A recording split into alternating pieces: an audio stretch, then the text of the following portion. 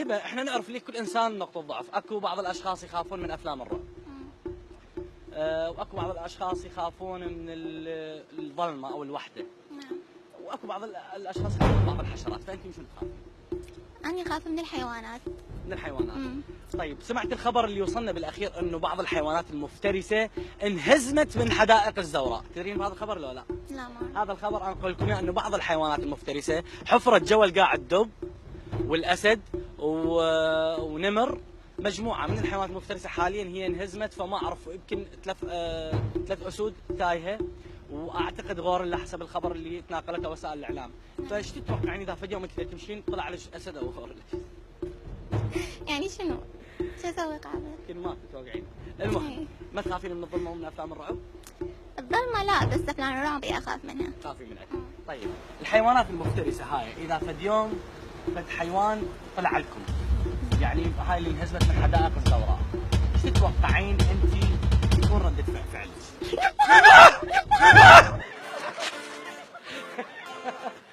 عاشت صفقة. هذا احد الحيوانات اللي انهزمت من حدائق الزوراء. هروب بعض الحيوانات من منتزه وحدائق الزوراء، يعني حديقة الحيوان، يقولون اسد ودب وحيوانات مفترسه انهزمت ولحد الان ما لاقيها، شنو رايكم؟ يعني قله اهمال شنو؟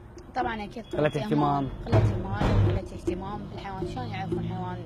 لا، كثره اهمال. اي كثره اهمال وقله اهتمام. طيب، رايك؟ عدم اهتمام الجهات المسؤوله بهذه الامور، يعني هي امر بسيط لربما بس ما مهتمين به ويؤدي الى مشاكل كثيره. شنو رايك عن هروب بعض الحيوانات المفترسه من حدائق الزوراء؟ والله بسبب تسيب الجهات المسؤوله او المعنيه عن هذا الشيء، المفروض انه لازم تتحكم بهذا الشيء، لان هذا الشيء خطر مجتمعنا. يعني ممكن بس هنا ممكن انه فد يوم نسمع مثلا يعني حيوان مثلا اسد يعني يمشي بشوارع بغداد، تتوقعون شيء يعني اذا هذا الخبر كان حقيقه؟ او تسمعون مثلا فد دب يمشي يجوز لربما يصير كل شيء بالبلد العظيم، كل شيء يصير كل شيء يصير. لذلك ماكو امان، يعني ما راح نتوقع بانه شنو هاي دقيقه. زين، ينشط الدوره الدمويه لو لا؟ شو تقول؟ قلبي راح. وين راح؟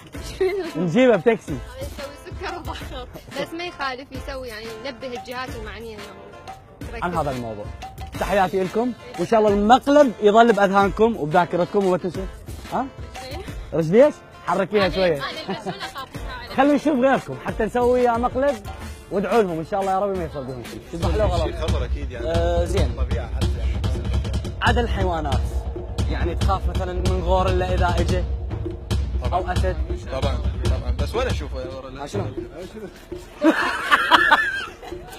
كام تعال كاميرا خفيف. مقلب والله مقلب بس اصبر. مقلب باوع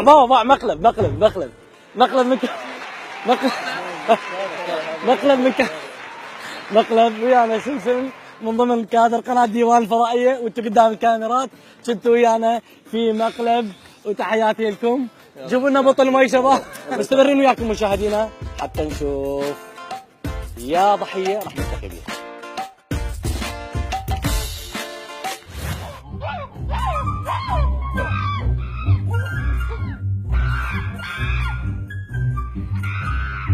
السلام عليكم، شلون الصحة؟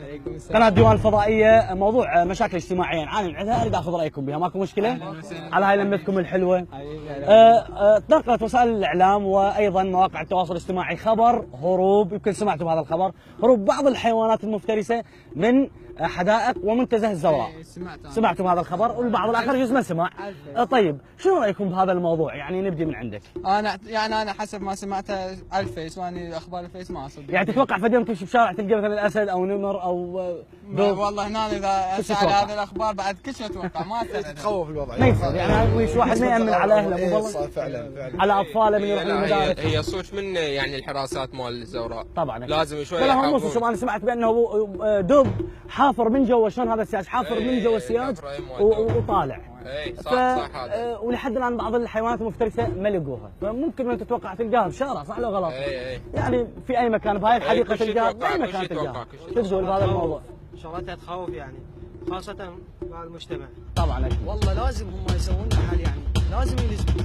يعني هسه أكيد. طلع عنا يعني شلون؟ صح صح صح. أكيد. دقيقة مقلب بس مقلب ايش؟ كادر دقيقة كافي. مقلب